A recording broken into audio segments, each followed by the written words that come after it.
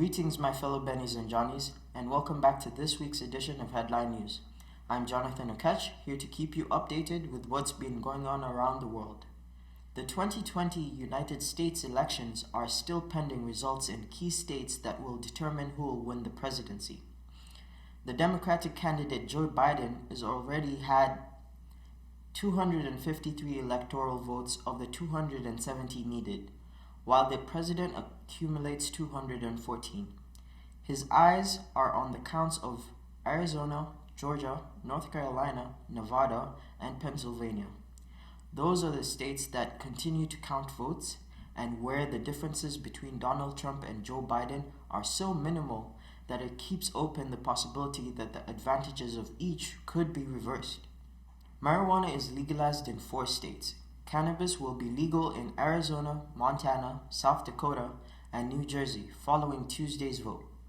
In New Jersey, Arizona, and Montana, marijuana for medical use was already decriminalized.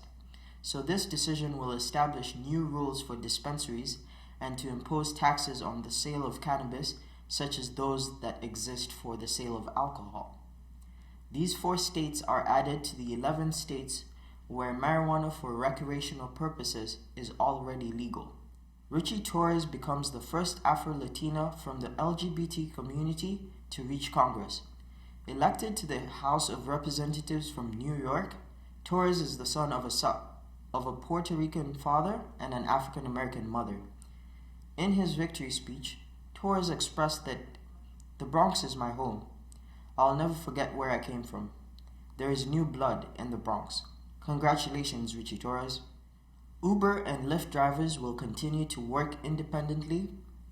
Americans also voted on some bills, including one that wanted companies like Uber and Lyft to treat their drivers as regular workers and not as freelancers.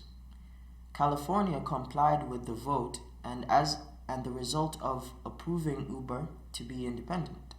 The power of the Latino vote has been felt in these elections. 32 million voters of Latino origin were able to vote in these elections, representing 13% of all people eligible to vote in the United States. According to Pew Research, in these elections, Hispanics represented 13 to 3% of the total universe of people eligible to vote twice when compared to the figures of 2000, when they only represented 7%. This was the first time in history that is constituted as the largest minority with the possibility of voting. That's it for this week's edition of Headline News. Thanks for joining us here at Johnny Benny Media.